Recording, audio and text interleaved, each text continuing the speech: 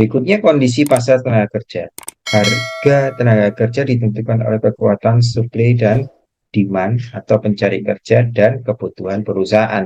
Apabila supply tenaga kerja terbatas di lokasi perusahaan, maka harus diperluas dengan konsekuensi biaya lebih besar. Nah, ini tentunya untuk kebutuhan perusahaan ya, untuk perusahaan. Perusahaan mencari engineering, misal engineering, ya, engineering yang bisa menghandle satu peralatan ya, tentunya peralatan alat produksi ya, tentunya perusahaan itu kan mencari tenaga kerja yang spesifik ya, spesifik di bidang tersebut ya. Nah, ini kan supply-nya kan terbatas ya, terbatas sehingga kalau di sekitar tersebut supply-nya terbatas karena untuk bisa menangani perusahaan tersebut, engineering tersebut itu dibutuhkan engineering yang khusus gitu ya. Nah, dari kekhususan ini tentunya secara konsekuensi perusahaan juga akan memberikan reward yang besar kepada pencari kerja karena dia butuh tenaga kerja yang mempunyai spesifikasi dalam mengoperasikan peralatan atau mesin tersebut ya, atau mempunyai bidang-bidang khusus ya, tenaga-tenaga yang punya bidang khusus dan berpengalaman tentunya. Kalau orang berpengalaman itu biasanya mempunyai reward ya, reward. Nilai-nilai yang lebih gitu ya, lebih, sehingga memang beda dengan yang belum mempunyai pengalaman. Berikutnya ya, kondisi lingkungan eksternal mencakup tingkat pengangguran, kondisi tingkat pertumbuhan ekonomi, ini eksternal ya, hukum perburuan. Ya, kemarin kita juga habis libur 1 Mei, Mei Day ya, ini ya berhubungan dengan perburuan dan tentunya teman-teman yang mengajukan haknya kepada pemerintah untuk bisa diperhatikan. Nah, ini terkait juga dengan hukum-hukum perburuan ya, perbaikan SP apa namanya itu, serikat buruh ya, ya serikat buruh. Nah, ini ada aturan-aturan yang dalam itu ya. Kemudian proyeksi angkatan kerja, kemudian kelangkaan tenaga kerja dengan keterampilan tertentu, kegiatan penarikan oleh para pesaing pencari kerja. Nah, ini kendaraan-kendaraan yang ada di lingkungan eksternal ya.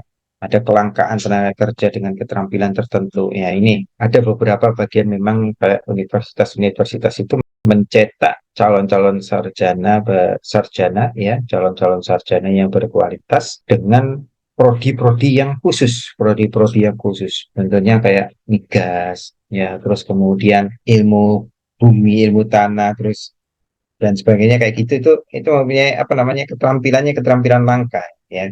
Ada yang ahli atom gitu ya, tenaga kerja sarjana ahli atom atau ya, itu suplainya terbatas ya, jumlah tenaga kerjanya terbatas, langka, terbatas ya. Orang-orang yang bisa mempunyai bidang-bidang itu bidang yang terbatas ya. Ada persyaratan-persyaratan yaitu jabatan ya, persyaratan jabatan merupakan kendala dalam penarikan, misal menarik tenaga kerja, menarik tenaga terampil lebih sulit dibandingkan dengan tidak terampil. Ya, tentunya yaitu harus ada reward atau konsekuensi perusahaan untuk memberikan nilai atau reward yang lebih kepada tenaga yang lebih terampil. Atau mungkin juga dari tenaga yang sudah ada ya, dikembangkan, maksudnya di training ya, dikasih pelatihan supaya tenaga kerja tersebut bisa menjadi terampil. Oleh karena itu, Departemen Personel perlu mempelajari permintaan jabatan dan informasi analisis jabatan. Ya, berikutnya yaitu kebiasaan-kebiasaan pelaksanaan penarikan. Keberhasilan pelaksanaan penarikan masa lalu akan memudahkan untuk pengambilan keputusan penarikan. Sebaliknya, kesalahan masa lalu akan menjadi hambatan pula dalam penarikan. Nah, ini pengalaman-pengalaman dalam proses penarikan ya, bisa diambil historisnya dari pengalaman yang lampau, yang lalu, yang sebelumnya ya. Ini merupakan bisa menjadi pembelajaran buat pada saat penarikan SDM. Ada saluran-saluran penarikan. Yang pertama adalah walk-in, ya, penarikan SDM di mana pelamar atau pencari pekerja datang sendiri ke perusahaan. Jadi busuk kayak walk-in, jadi dia langsung datang ke perusahaan untuk mengajukan lamaran, ya, terus kemudian mungkin pas kebetulan juga dibutuhkan sehingga akan dilakukan interview atau tes rekrutmennya.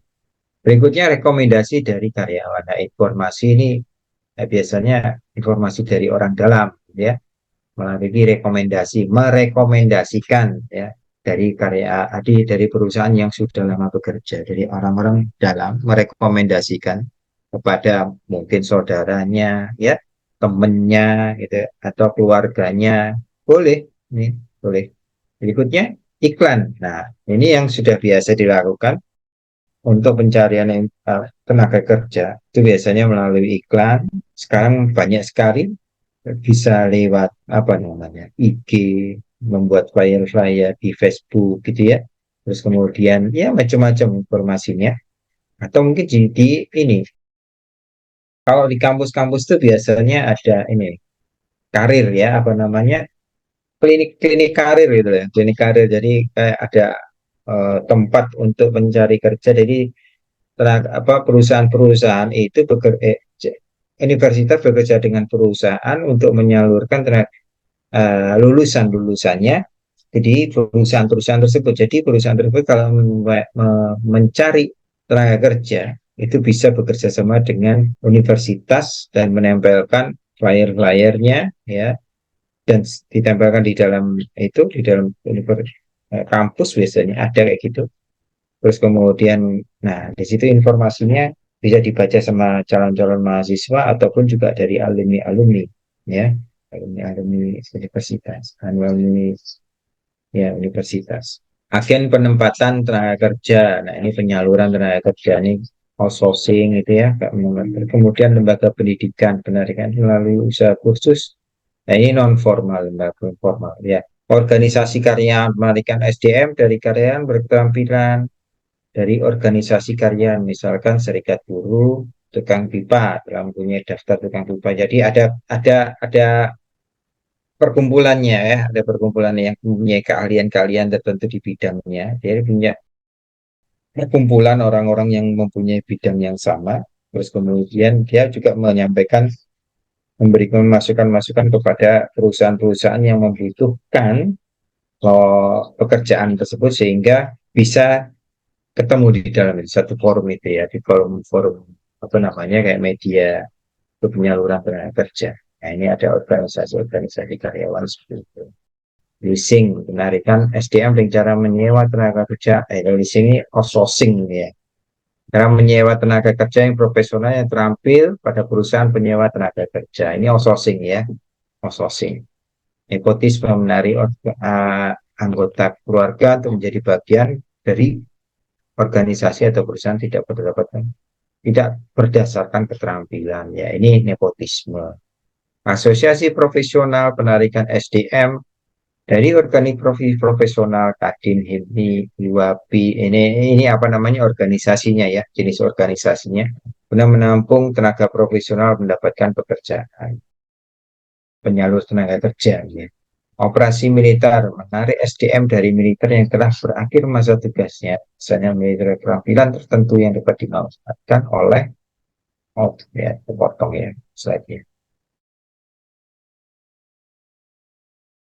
Ya, ini proses-proses penarikan, ya, seperti yang biasa jadi di perusahaan-perusahaan tersebut, ya, membuat planning, rencana penarikan, menyusun strateginya kira-kira seperti apa, ya, di bidang apa, gitu ya, membuat rencana untuk merekrut, ya, membuat rencana untuk merekrut. Jadi karena ada apa namanya demand, kebutuhan dari perusahaan untuk mencari SDM, ya, merencanakan jumlahnya berapa, ya, di bagian apa, kebutuhannya di bidang bidang yang diinginkan apa-apa, berapa orang, itu merencanakan, kemudian strategi menyusun untuk merekrutmen, proses perekrutannya seperti apa, ya, mencari promosinya, mencari SDM-nya itu melalui apa, ya, atau mungkin walk-in interview, atau terus kemudian lewat website gitu ya, atau IG, menyampaikan informasinya lewat IG atau lewat Facebook dan sebagainya. Nah, itu strategi. Kemudian yaitu mencari pelamar pelamar kerja, berikutnya menyisihkan pelamar yang tidak cocok. Jadi menggolongkan pelamar-pelamar, ya, apa namanya, CV-CV pelamar yang sudah masuk yang tidak sesuai, ya, itu dikelompokkan, jadi tentunya mereka tereliminasi dan tidak menjabat menjadi bagian dari proses pemanggilan rekrutmen berikutnya dan mempertahankan kumpulan pelamar. Ini ada juga yang dari pelamar yang masuk itu dikumpulkan, ya, kemudian diseleksi, ya.